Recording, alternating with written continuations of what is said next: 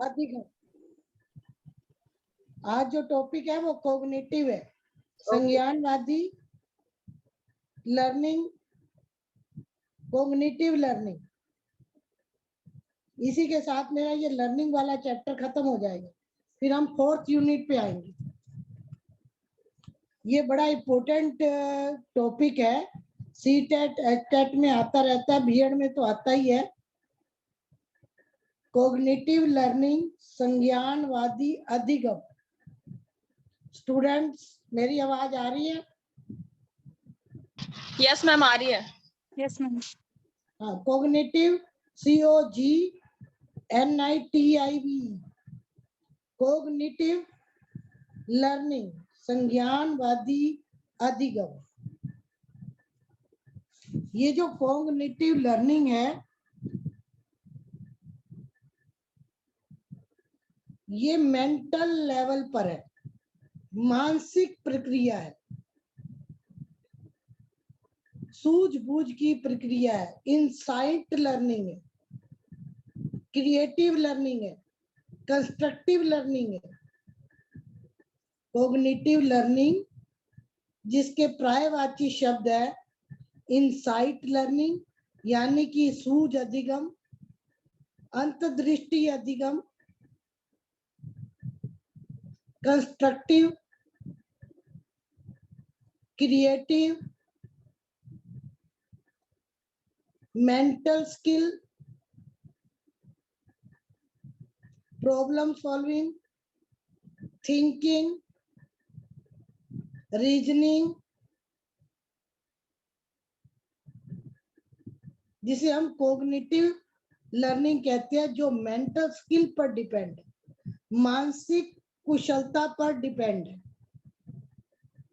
कोई भी ऐसा प्राणी नहीं है जिसमें कॉग्निटिव लर्निंग ना हो, यानी कि उसमें संज्ञानवादी अधिगम ना हो। छोटे बच्चे जब बिल्कुल छोटे होते हैं तो वो लिटिल साइंटिस्ट कहलाते हैं, यानी कि वो छोटे बच्चे जो है वो लिटिल साइंटिफिक या लिटिल रिसर्चर भी कह सकते हैं। संज्ञानवाद जो है प्रमुख रूप से मानव व्यवहार के मनोवैज्ञानिक पक्ष से संबंधित है, यानी कि इसका साइकोलॉजिकल डोमेन ज्यादा है। किसी भी रिसर्च को करते समय इसमें direct knowledge, imagination, language, thinking, understanding, problem solving, memory, activity, इन सब का ध्यान में रखा जाता है। यानी कि किसी भी अनुसंधान करते समय प्रत्यक्ष ज्ञान, संकल्पना निर्माण, भाषा प्रयोग, चिंतन, बोध, समस्या समाधान, स्मृति जैसे क्रियाकलापों का ध्यान में रखा जाता है। उसे हम संज्ञानवाद, मनोवैज्ञानिक रूप से इसे संज्ञानवाद की संज्ञा दी जाती है। यानी कि कॉग्निटिव जो है वो मेंटल प्रोसेस है, ये एक साइकोलॉजिकल डोमेन है। किसी भी रिसर्च को करते समय इसमें direct knowledge, imagination, language, thinking, understanding, problem solving, memory जैसी एक्टिविटी का ध्यान में रखा जाता है। तो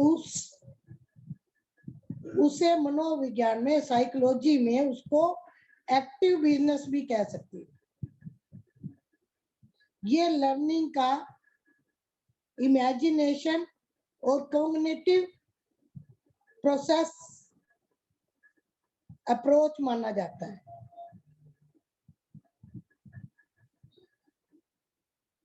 इस प्रोसेस से सीखना, इस प्रोसेस से जो अधिगम है या सीखना है या जो पढ़ाई की गई है, वह इमेजिनेशन के साथ उसका अपना डेवलपमेंट करता है और उसकी हेल्प से उसकी अंडरस्टैंडिंग बढ़ती है। इसका जो एम है वो किसी भी वस्तुओं को ग्रहण करने से नहीं होता, बल्कि नई समस्याओं के समाधान के लिए किया जाता है। यानी कि अपनी क्रिएटिविटी प्रयोग की जाती है, अपनी अंडरस्टैंडिंग प्रयोग की जाती है, अपनी थिंकिंग प्रयोग की जाती है, अपना जो भी मेमोरी है, जो हमने पहले किसी प्रॉब्लम को सोल्व किया है, उसको मिलाकर कल्पना के द्वारा व्यक्ति अपनी समस्या का समाधान अपनी मेमोरी नॉलेज के द्वारा, स्मृति ज्ञान के द्वारा, इमेजिनेशन के द्वारा प्रॉब्लम सोल्व करता है और उसकी परख करता है। जो रॉन्ग डिसीजन है उसे चेंज कर दिए जाते हैं, और जो पॉजिटिव डिसीजन है जिसका रिजल्ट पॉजिटिव आया है, उसे हम लेकर उसी कल्पना से, उसी मेमोरी से हम न्यू जो भी रिसर्च है वैज्ञानिक रूप से, या जो भी जटिल मानसिक व्यवहार है, उन्हें अनुदेशन के द्वारा, डायरेक्शन के द्वारा, इस अप्रोच के द्वारा लागू किया जाता है।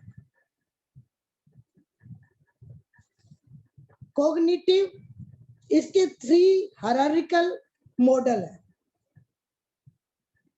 3 प्रकार के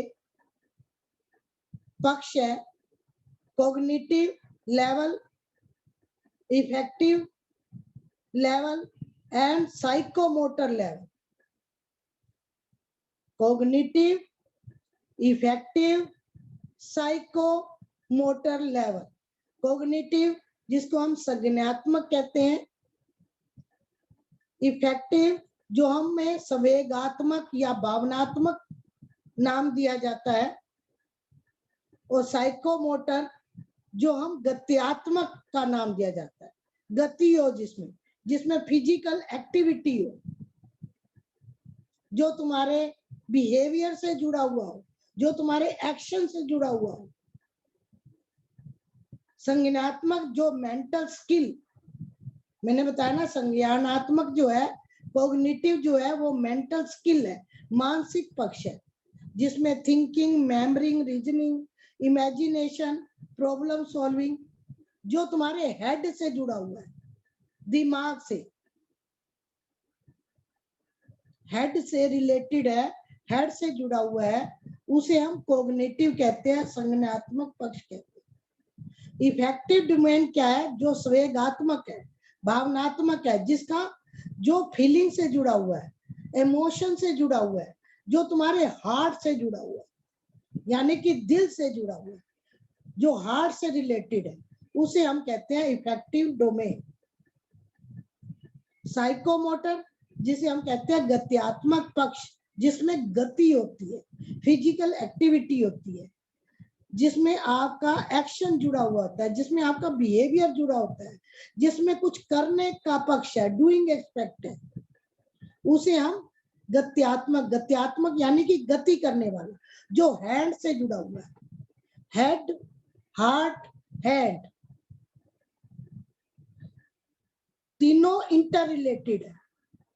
किसी भी लर्निंग में ये तीनों का रिलेशन इंपॉर्टेंट है, हेड, हार्ट और हैंड, दिमाग, दिल और हाथ। जैसा कि नाम से ही है, कॉग्निटिव लेवल यानी कि आपका मेंटल स्किल, जो आपको सोचने को, समझने को, मेमोरी को, तर्क देने को, कल्पना करने को, समस्या समाधान से, हेड से रिलेटेड है, दिमाग से रिलेटेड है। इफेक्टिव डोमेन जो कि भावनात्मक या संवेगात्मक कह सकते हैं, जो तुम्हारी फीलिंग से जुड़ा हुआ है, संवेगों से जुड़ा हुआ है, भावनात्मक से जुड़ा हुआ है, इमोशन से जुड़ा हुआ है, इसका जो रिलेशन है वो हार्ट से है। साइकोमोटर जो कि गत्यात्मक है, जिसमें गति है, फिजिकल एक्टिविटी यानी कि हेड से जुड़ा हुआ, आपके एक्शन से जुड़ा हुआ, आपके डूइंग एक्सपेक्ट से जुड़ा हुआ, आपके बिहेवियर से जुड़ा हुआ। ये तीनों इंटर रिलेटेड है। लर्निंग इन तीनों से रिलेशन, यानी कि इन तीनों से के रिलेशन से ही लर्निंग होती है। आपको समझने के लिए मैं इसको एक छोटा फॉर्म दे देती हूँ। कैप, कैप मीन्स टोपी, CAP, C means cognitive, A means affective और P means psychomotor. CAP cap, क्योंकि ये एक साइकोलॉजिकल एस्पेक्ट है। इसको मेन तो ब्लूम टैक्सोनॉमी में भी प्रयोग किया जाता है। ब्लूम टैक्सोनॉमी जो कि 1956 में जिसने लर्निंग को का वर्गीकरण किया था, वो इस कॉग्निटिव, अफेक्टिव और साइको मोटर डोमेन को लेकर आए थे। उन्होंने इसमें 3 हायरार्किकल मॉडल बनाए थे, जिसमें कॉग्निटिव, अफेक्टिव और साइकोमोटर का नाम दिया गया था।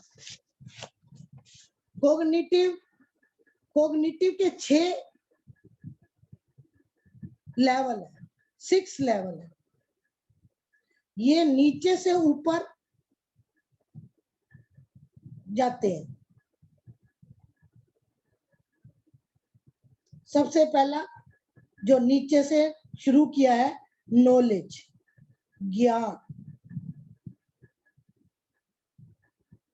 डिफाइन करना, रिकॉल करना, मीनिंग बताना, उसको हम नॉलेज का नाम दिया। फिर है कंप्रीहेंशन, कंप्रीहेंशन समझना, अंडरस्टैंडिंग, किसी भी चीज का बोध,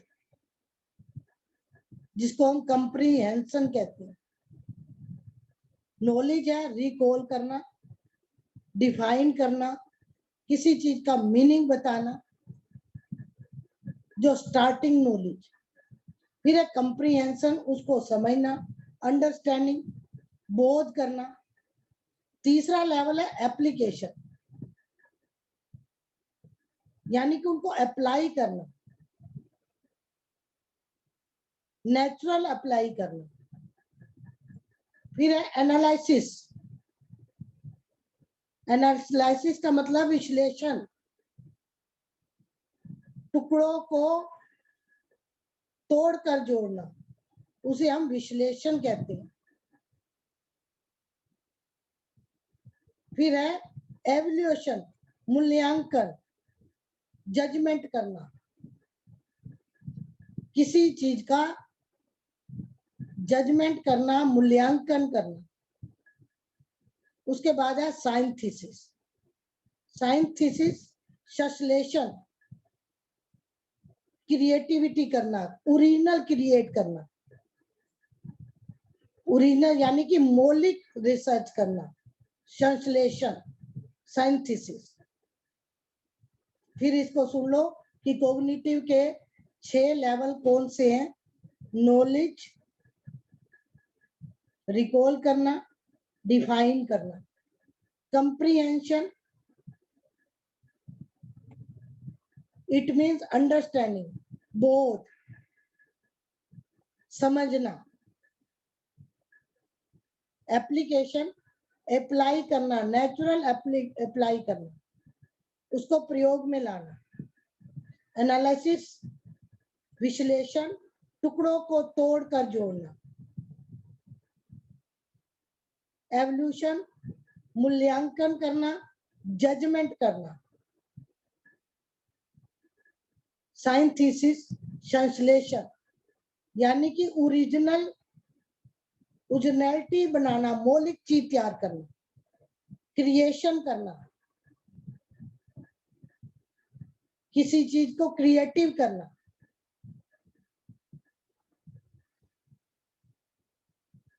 ये सारे नाउन यानी कि संज्ञा के फॉर्म में बनाए गए थे। नाउन यानी कि संज्ञा के फॉर्म में ये 6 लेवल बनाए गए थे कॉग्निटिव के। लेकिन 2001 में इसमें चेंज आया, रिवीजन आया, इसको अपडेट किया गया। नाउन को वर्ब की फॉर्म में बनाया गया। ये जो 6 लेवल है, नॉलेज, कंप्रीहेंशन, एप्लीकेशन, एनालिसिस, एवल्यूएशन, साइंथिसिस, इसको 2001 में एक चेंज हुआ, परिवर्तन हुआ, रिवीजन हुआ, अपडेट किया गया। उस अपडेट में नाउन को वर्ब में की फॉर्म में लाया गया, यानी कि संज्ञा को क्रिया की फॉर्म में लाया गया। नाउन टू वर्ब, संज्ञा को क्रिया की फॉर्म में लाया गया। इसमें शब्दों का में इंग लगाया गया, यानी कि डूइंग। पहला आया रिमेम्बरिंग, नोइंग, नॉलेज की जगह रिमेम्बरिंग, नोइंग, मीनिंग वही है, बट ये वर्ब में संज्ञा नहीं है, बल्कि इंग, आईएनजी सब में लगाया गया। Remembering, knowing, understanding, second, applying, third, fourth, analysing, fifth, evaluating, six, creating. यानी कि नॉलेज को रिमेम्बरिंग या नोइंग का वर्ड दिया गया, comprehension, understanding, application, applying, analysis, analysing, evaluation, evaluating, synthesis, creating. Word change है क्योंकि आईएनजी वर्ब में लिया गया फॉर्म में। ये 2001 में इसका रिवीजन किया गया, इसको परिवर्तन किया गया, इसको अपडेट किया गया। मैंने बताया ना, जो संज्ञान है या जो कॉग्निटिव है वो मेंटल स्किल है।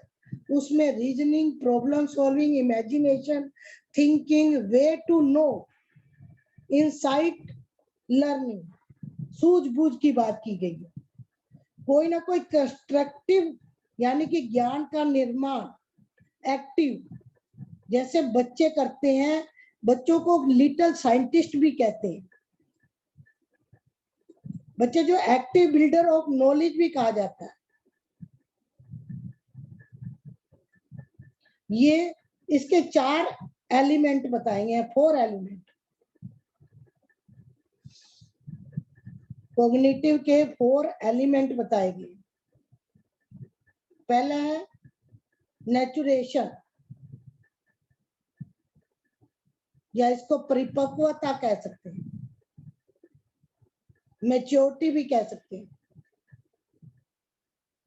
क्योंकि अगर हम किसी 5वीं क्लास के बच्चे को कॉग्निटिव पढ़ाना चाहें, संज्ञानवाद पढ़ाना चाहें, तो वो इसके लिए परिपक्व नहीं है, ये उसके लिए नेचुरल नहीं है, ये उसके लिए मैच्योरिटी का क्वेश्चन नहीं है, क्योंकि वो इसके लिए रेडी नहीं है।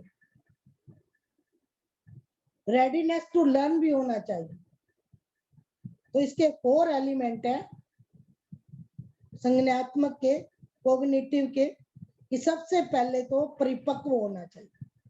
हर स्टेज में बच्चा कुछ ना कुछ कर अपनी संज्ञानता का यूज करता है, क्योंकि उसे एक्टिव बिल्डर ऑफ नॉलेज कहा जाता है, लिटिल साइंटिस्ट कहा जाता है।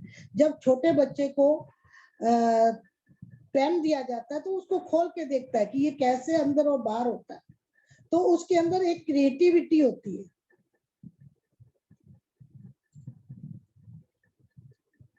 हाँ, ये ठीक है कि उसका लेवल डिफरेंट होता है। अमाउंट में वो सोचते तो उतने ही अमाउंट में, बट वो इतने मेच्योर नहीं होते, तो उसका अमाउंट, साइज, टाइप्स अलग अलग होते हैं।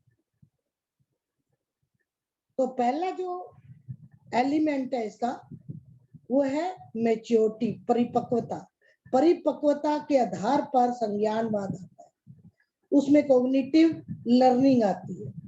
वो धीरे धीरे स्टेप बाय स्टेप जब उसकी स्टेज बढ़ती चली जाती है, 0 to 2 और 2 से 5, 5 से 10, 10 से 15, तो इस तरह से वो अपने लेवल के अकॉर्डिंग परिपक्वता, मैच्योरिटी और नेचुरेशन के अकॉर्डिंग वो रेडीनेस टू लर्न होता है और उसकी एक्टिविटी अलग अलग होती है।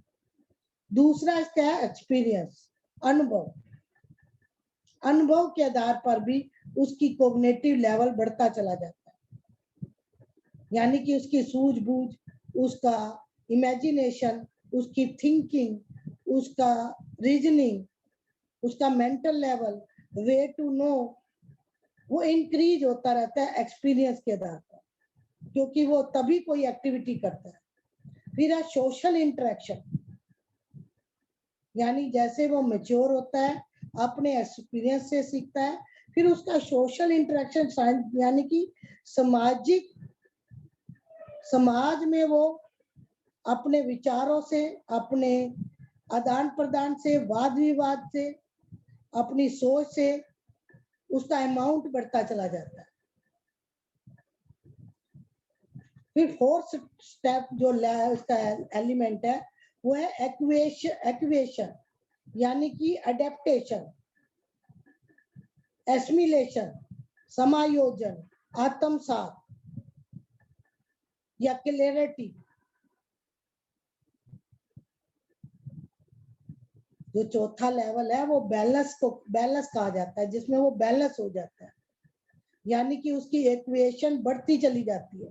वो एडेप्टेशन, यानी कि उसका जो प्रोसेस है वो समायोजन की तरफ जाता है। एसिमिलेशन यानी कि वो आत्मसात करना शुरू कर देता है, बैलेंस हो जाता है, उसमें क्लैरिटी आ जाती है, किसी चीज को लर्निंग करने में वो स्पष्टता आ जाती है। तो उसकी जो ऑर्गेनाइजेशन है, उसका जो संगठन है, उस प्रोसेस से उसकी क्लैरिटी आ जाती है। यानी कि संज्ञानात्मक कॉग्निटिव के 4 एलिमेंट्स हैं। पहला है मैच्योरिटी, नेचुरेशन जिसको कहते हैं, जिसमें वो रेडीनेस टू लर्न, धीरे धीरे जैसे जैसे मैच्योर होता है वैसे वैसे उसकी सूझबूझ, उसकी इमेजिनेशन, उसकी थिंकिंग लेवल, उसका रीजनिंग लेवल, उसकी स्किल, उसकी वे ऑफ नॉलेज बढ़ती चली जाती है। फिर दूसरा है एक्सपीरियंस, अनुभव। वो जैसे जैसे स्कूल, कॉलेज या आसपास के वातावरण, जो भी एटमॉस्फेयर घर का, बाहर का, दोस्तों का मिलता है, तो उससे कुछ ना कुछ सीखता रहता है। तो उसकी वो जो एक्टिविटी है उसमें कॉग्निटिव का अमाउंट बढ़ता चला जाता है। फिर उसका सोशल इंटरेक्शन, यानी जैसे जैसे वो समाज में उठता बैठता है, सामाजिक व्यवहार करता है, उनके साथ इंटरेक्शन करता है, उनके साथ वाद विवाद करता है, उनसे विचार विमर्श करता है, उनसे बातचीत करता है, तो उसका जो अमाउंट है कॉग्निटिव का वो बढ़ता, संज्ञान का बढ़ता चला जाएगा।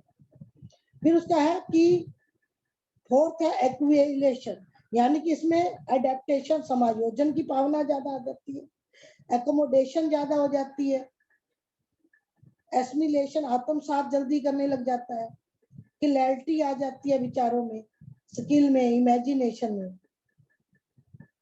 इसकी मैक्सिमम एज 14-15 तक डेवलप होता है।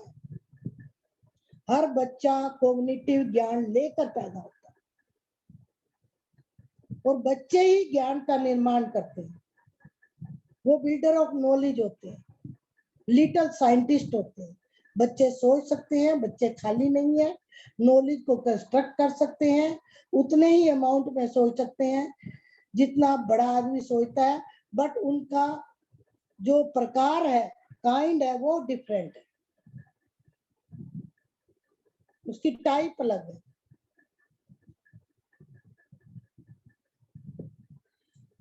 इसके अंदर इनसाइट लर्निंग की बात की जाती है। इनसाइट लर्निंग यानी कि सूझ, अधिगम, अंतर्दृष्टि, सीखने का जो अंतर्दृष्टि है, इनसाइट लर्निंग है, उसमें भी काफी काम किया गया है।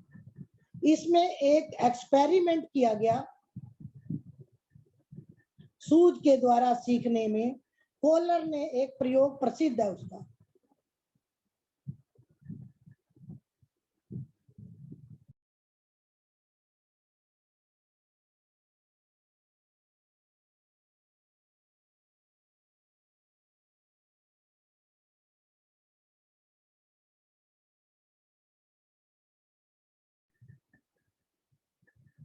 ये समझ में आ गया जो मैं पढ़ा रही हूँ?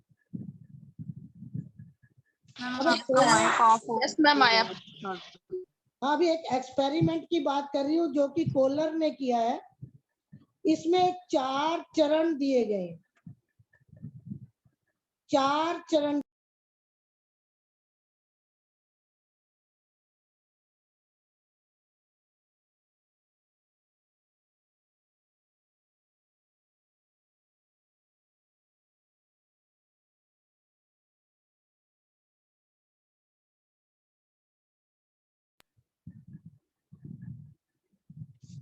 सॉरी फॉर डिस्टर्ब, नेट की प्रॉब्लम आ रही थी। अब आ रहा है, आवाज आ रही है? Yes ma'am. Yes ma'am. इसमें जो इनसाइट लर्निंग की बात कर रही है कि जो सूझ है वो एक आकस्मिक ज्ञान है। अचानक स्पॉन्टेनियस आपको कुछ सूझ जाता है, जिसको इनसाइट लर्निंग कह सकते हैं।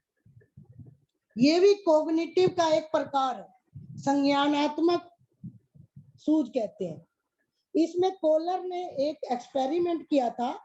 इससे आपको समझ आ जाएगी कि कॉग्निटिव क्या है। एक सुल्तान नामक चिंपांजी पर प्रयोग किया गया। इसे 4 चरणों में पूरा किया गया।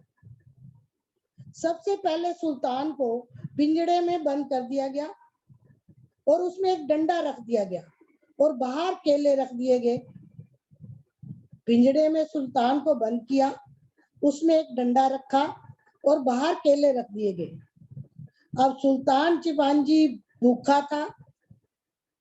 वो केले प्राप्त करने के लिए उसने बड़े प्रयत्न किए, लेकिन वो सक्सेस नहीं हुआ, थक कर बैठ गया।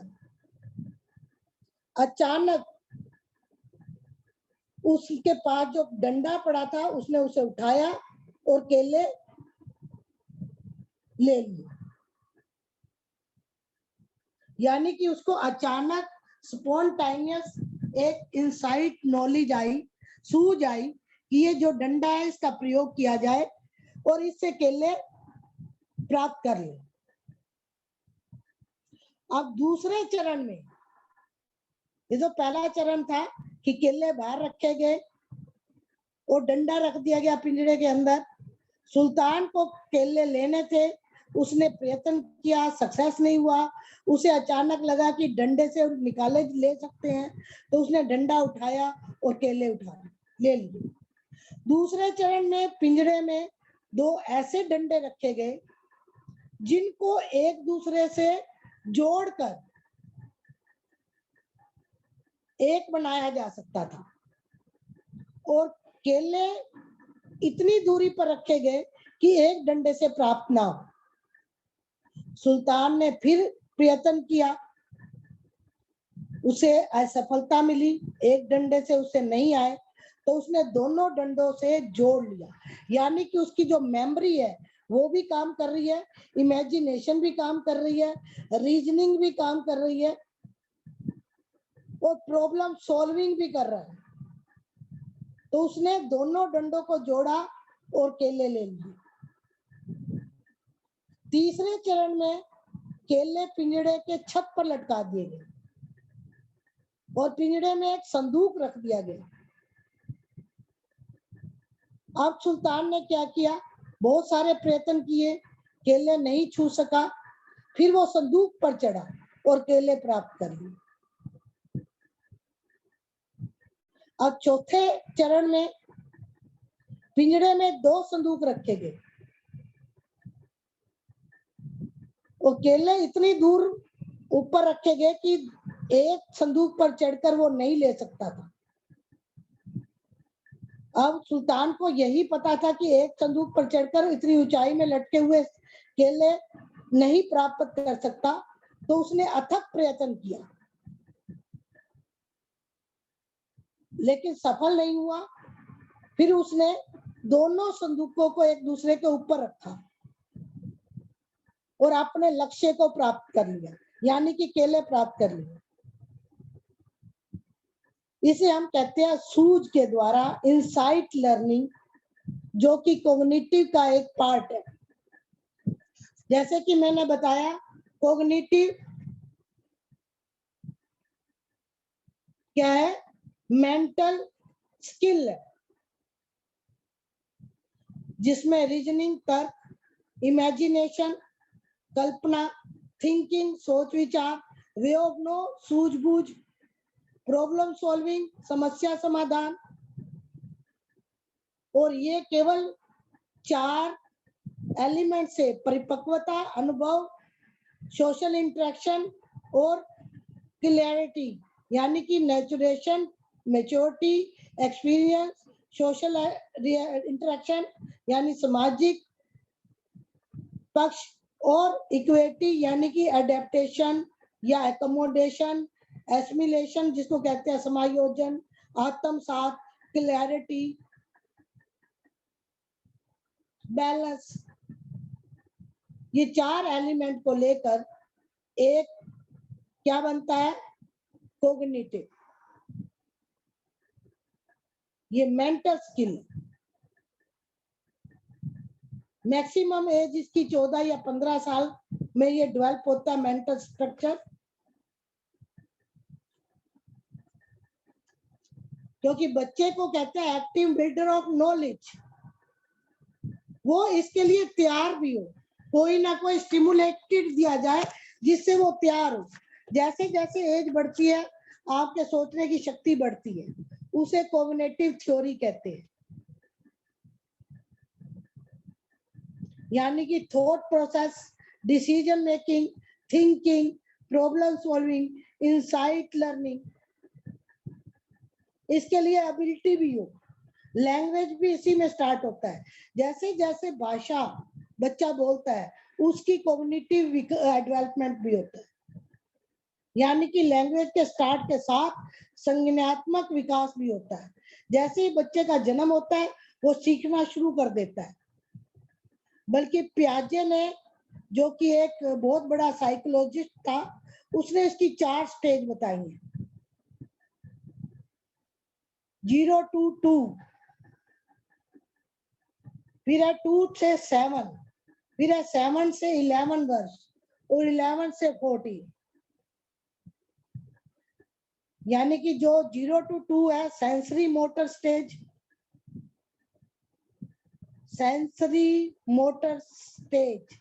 संवेदी चरण। दूसरा है आपका 2 to 7 प्रोप्रिएशनल स्टेज, प्री प्रोप्रेशनल स्टेज, और 7 से 11 कंक्रीट ऑपरेशनल, यानी कि बच्चा और जटिल चीजें सीखना शुरू कर देता है। फिर उसके बाद 7 to 11 कंक्रीट ऑपरेशनल और 11 to 12 फॉर्मल ऑपरेशनल, औपचारिक, यानी कि जब वो अडल्टहुड में होता है, किशोरावस्था में होता है। मैंने बताया जैसे जैसे एज बढ़ती है, अपने आप के सोचने की शक्ति बढ़ती है, उसे कॉग्निटिव थ्योरी कहते हैं। पियाजे को थ्योरी ऑफ कॉग्निटिव डेवलपमेंट भी कहा जाता है। पियाजे अपने आप में एक बहुत बड़ा साइंटिस्ट था, जिसने चाइल्ड पर बहुत काम किया।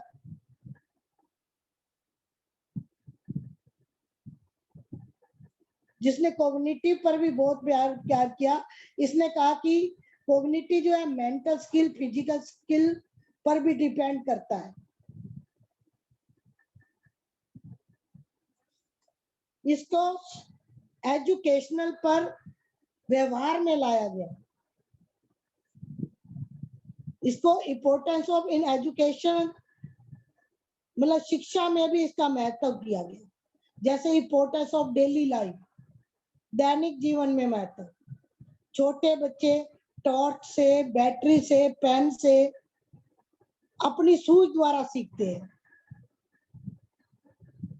ये यूजफुल इन क्रिएटिविटी, सृजन में भी उपयोगी है। संसार की सभी जो भी क्रिएटिविटी है वो सूझ पर ही है। खोज जो है, रिसर्च का कार्य जो है, वो सूझ का परिणाम है। हैबिट फॉर्मेशन, इसमें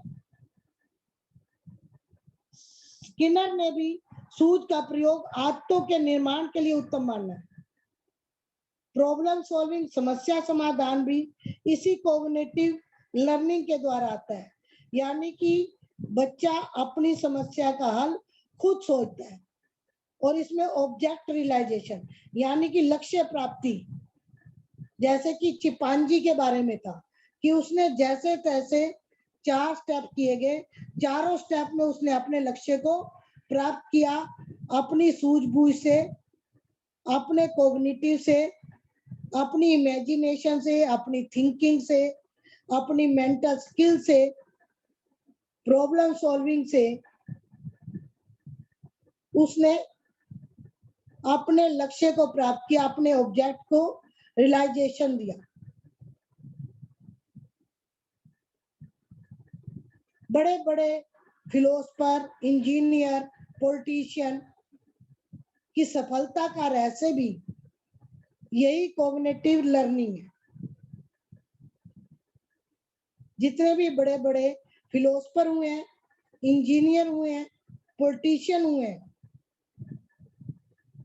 उन्होंने इसी कॉग्निटिव लर्निंग के द्वारा, इसी सूझबूझ की इंसाइट लर्निंग के द्वारा, अपने मेंटल स्किल्स के द्वारा, थिंकिंग के द्वारा, इमेजिनेशन के द्वारा, प्रॉब्लम सॉल्विंग के द्वारा, रीजनिंग के द्वारा अपने कार्य में सफल हुए। सूझ भी उतनी अधिक होती है जितनी कल्पना शक्ति अधिक होती है। सूझ का आधार ही कल्पना है।